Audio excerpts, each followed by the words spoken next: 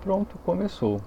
Vamos para a aula de dúvidas da primeira avaliação de cálculo 1, que a gente vai fazer na semana que vem, ou final dessa semana ou semana que vem. Então, bora abertura e vamos para as dúvidas.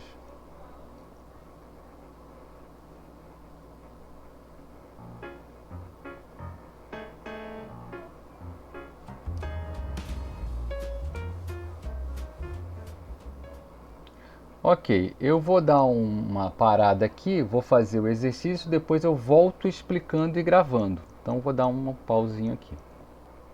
Ok, agora para explicação do exercício resolvido. Tá?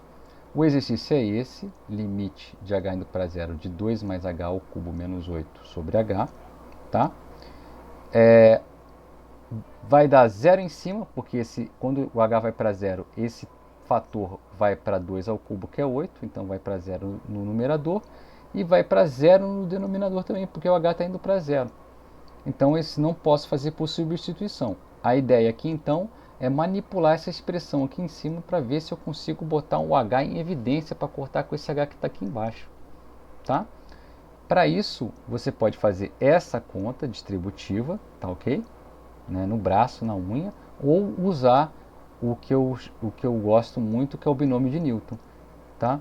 E com o binômio de Newton fica assim, fica a combinação 3, 0 a 0, 2 ao cubo h, essa expressão apenas, combinação 3, 0 a 0, 2 ao cubo h0, combinação 3, 1 a 1, 2 ao quadrado h, repara que o expoente aqui diminui e aqui cresce, né? 3, 2 a 2, 2h quadrado, 3, 3 a 3, 2 elevado a 0, h3. Menos o 8 que já estava aqui, ó, esse cara aqui. Fazendo essas contas de números combinatórios, né? Esse aqui é 1, mas esse aqui ele é 3, tá? Porque vai ser 3 fatorial sobre 2 fatorial, que é 3 menos 1, 1 fatorial. Então ficou aqui. Então ficou 3. Então ficou 3 vezes 2 ao quadrado, h, mais 3 vezes 2h quadrado, mais h ao cubo, menos o 8 que estava aqui. O que aconteceu aqui? Ó? O 2 ao cubo é o 8. Então, 8 menos 8 vai embora. Cortou. Sobrou o que então aqui? Né? Sobrou todo mundo multiplicado por um h. Eu vou botar o h em evidência. Botando o h em evidência, o h multiplica o 3 vezes 4, que é 12. Multiplica o 4h não, perdão, 6h, né, 6h, que multiplica também o h quadrado, que aqui está o cubo. Né? E aí o que acontece? Fiquei com h em cima e h embaixo. O h está indo para zero, ele não é zero, eu posso cortar. Cortei. Agora eu vou fazer o h ir para zero. Né? Ficou só essa expressão aqui em cima. Essa expressão aqui em cima, quando o h vai para zero, o 6h vai para zero e o h quadrado vai para zero, sobrando apenas o 12. Né? E é assim que a gente faz esse exercício. Vou agora abrir o roteiro 2 e selecionar um exercício. Enquanto isso, eu vou dar uma pausadinha. Bom, a gente então passou para o roteiro 2 e fez a questão 12A. Então eu vou lá trazer essa solução. Bom, a solução é a seguinte: você quer achar os pontos de descontinuidade desta função aqui. Ó. Função dada por partes. Ela é 2x mais 1 se o x for menor ou igual que menos 1. Ela é 3x se o x estiver entre menos 1 e 1. E ela é 2x menos 1 para o x a partir e igual a 1. Antes do menos 1, x menor que menos 1, ela tem essa expressão que é um podinômio, então ela é contínua. Tá aqui, contínua. Entre o 1 e o menos 1, ela tem essa expressão 3x polinômio contínuo. Aqui. E após o 1, ela tem essa expressão contínua também. Né? Então, os possíveis problemas vão dar em x igual a menos 1 ou x igual a 1, porque nesses pontos são pontos onde a expressão muda. Tá ok? Muda a expressão. E a continuidade é essa igualdade, que são 3 parcelas, né, que eu falei aqui. Primeiro, existe esse limite. Segundo, existe a função no ponto. E terceiro, essas coisas são iguais. Tá? Não vai ter problema aqui, porque o f de 1 e o f de menos 1 estão bem definidos. Se tiver problema, pode ser no primeiro ou no terceiro. Então vamos fazer o limite aqui, ó, lateral no menos 1. Por quê? Porque eu só conheço a expressão da f à esquerda e à direita. Então vou lateralizar. Então o limite de f de x quando x vai para menos 1 pela esquerda, então você está indo para menos 1 por valores menores que ele. Então é essa expressão que a gente vai usar, 2x mais 1. E esse limite aqui funciona igualzinho por substituição, porque se trata-se de um polinômio. Então, substituindo por 1 aqui, fica por menos 1. 2 vezes menos 1 mais 1, vai ficar menos 2 mais 1 é menos 1. Fazendo o limite à direita, né? Então, a expressão à direita do menos 1 pode ser duas, né? Pode ser 3x ou pode ser 2x menos 1. Só que como o limite leva em consideração valores arbitrariamente próximos do ponto em questão, então arbitrariamente próximos do menos 1, eu posso admitir que eu vou chegar no menos 1 por valores menores que 1 e usar essa expressão aqui. Então eu vou trocar esse aqui, né, à direita, por 3x. Né? Sendo assim, esse limite, né, um polinômio também é só substituir. 3 vezes menos 1 é menos 3. Menos 3 é diferente de menos 1, então esse limite não existe. Não existindo esse limite, você já conclui que a f é descontínua em menos 1. Agora vamos fazer o mesmo raciocínio para o x igual a 1. Então, limite para f de x, 1 indo pela esquerda, eu posso considerar ele próximo, né, ele maior que menos 1. Ele sendo maior que menos 1, a expressão da função é 3x. Então fica limite indo para 1 pela esquerda de 3x é 3. Vou pela direita agora. Limite de f de x indo para 1 pela direita. A expressão vai ser 2x menos 1.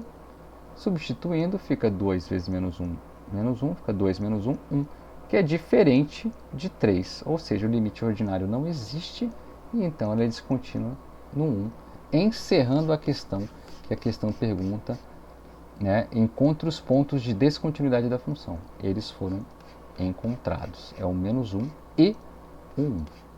Tá? Vou parar a gravação e atender um outro pedido. Deixa eu dar um pause aqui. Ok. Me foi pedido ainda nesse roteiro aqui, ó, o exercício 4. Né? O exercício 4 é aqui, ó, mostre que o limite de x vezes cosseno de π mais 1 sobre x em módulo é zero.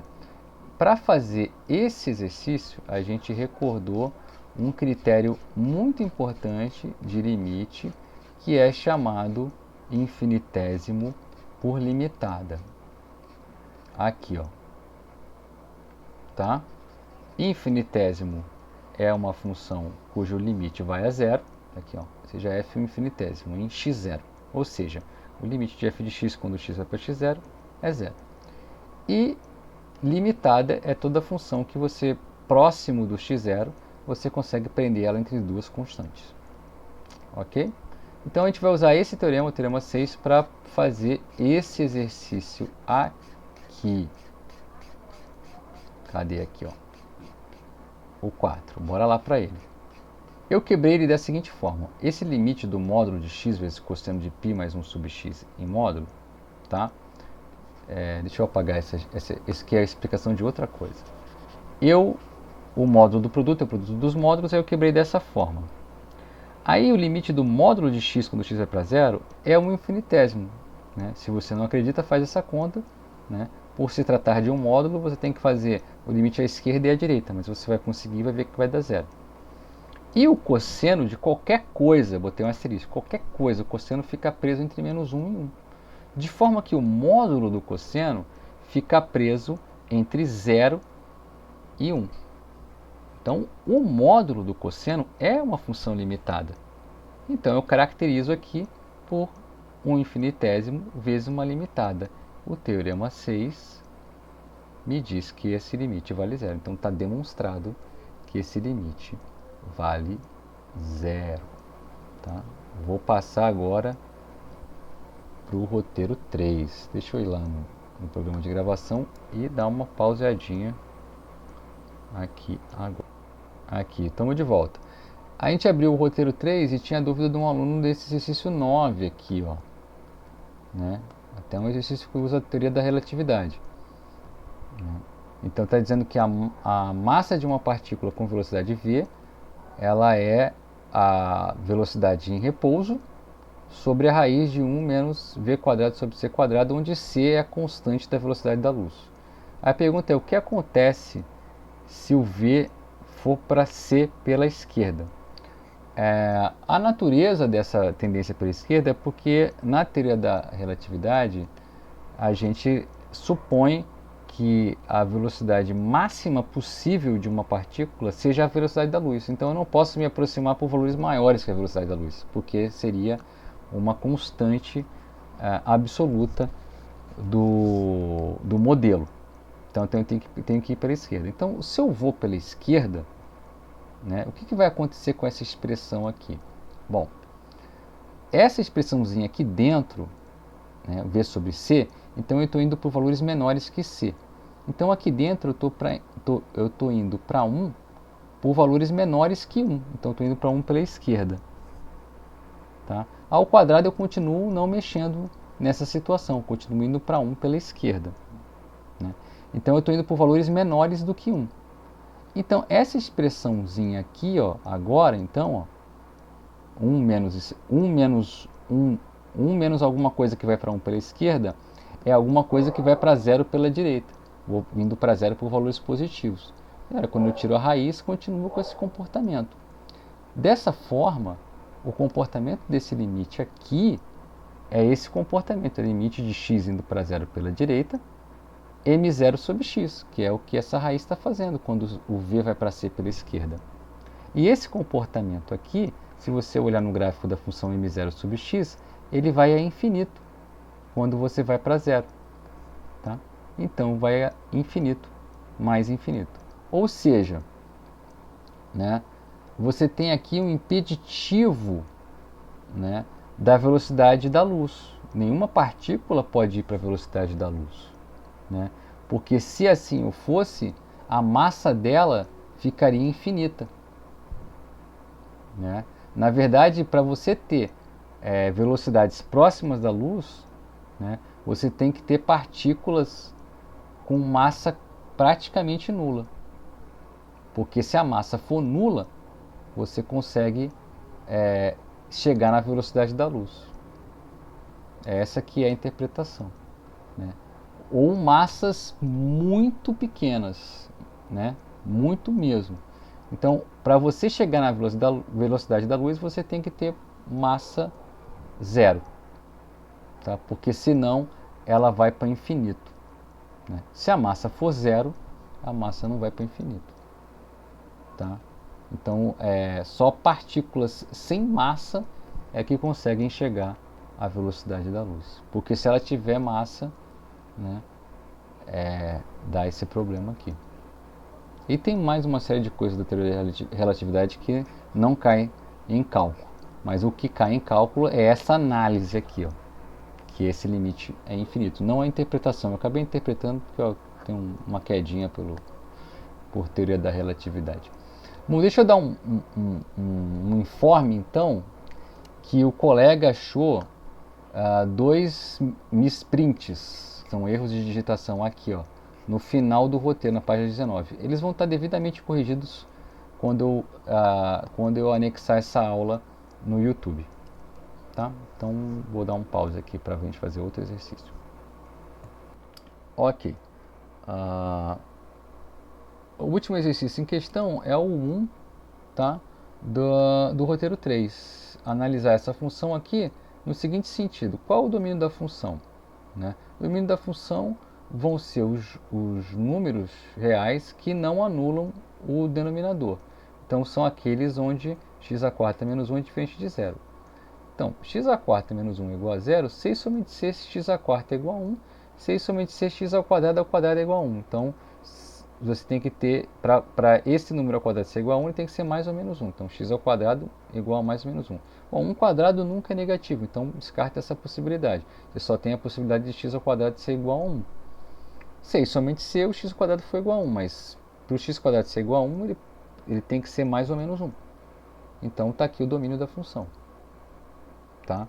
Então, E aí, a segunda pergunta é aqui embaixo. né? Há assíntotas verticais? Se sim, determine-as, né? Então tá aqui, ó. Para achar a assíntota vertical, você tem que calcular o limite de f de x, x mais ou menos indo para x0. A gente já viu que se o x0 está no domínio, esse limite é finito, né? Então não vai ter assíntota vertical. Então, se tiver alguma assíntota vertical, é para os caras que são fora, que estão fora do domínio, né? Então vamos começar calculando o limite, né, de f de x para x tendendo a menos 1. Então vai ser isso aqui, não, x tendendo a menos 1 pela esquerda, aqui pela esquerda. Então você está com essa expressão aqui, né? O aluno Diego falou, eu fatorei aqui embaixo e dei uma olhada, e ficou bom essa fatoração, né? X a quarta menos 1 é x quadrado menos 1, x quadrado mais 1. E aí dá para a gente analisar bem para onde essa função está indo, né? Porque fica o quê? Quando o x está indo para menos 1, o x está indo para menos 1, então aqui a parte de cima vai para menos 1. Aqui embaixo, x está indo para menos 1 à esquerda, então esses números aqui são menores que menos 1, então isso aqui está indo para 0 à esquerda também, tá? E esse aqui está indo para 2. Então essa expressão está indo para um negativo sobre um 0 à esquerda, né? 0 indo para a esquerda e 0 indo para números negativos. Então, isso aqui vai ser um negativo. Com esse negativo fica positivo, vai para mais infinito. Então, o x igual a menos 1 é uma assíntota vertical. Para o 1, vamos fazer a mesma coisa, só que 1 pela esquerda. A mesma análise. O x vai para 1, quando o x vai para 1, vai para 1. Indo pela esquerda, essa expressão vai para 0 menos e essa continua indo para 2. Então aqui vai para uma expressão de menos infinito, porque aqui é negativo, né, indo para 0, e aqui é positivo, então menos com mais dá menos. Então a gente tem como assíntota vertical o x igual a 1 também. Tá? Então são ambas assíntotas verticais dessa expressão. E é só isso o exercício. Cadê aqui? Aqui. E com isso a gente finaliza esse exercício. E finaliza também o que foi tratado na aula de hoje. Tá? Obrigado pela paciência. Até a próxima. Bons estudos. Olha, bora tocar a vinheta para finalizar aí a aula.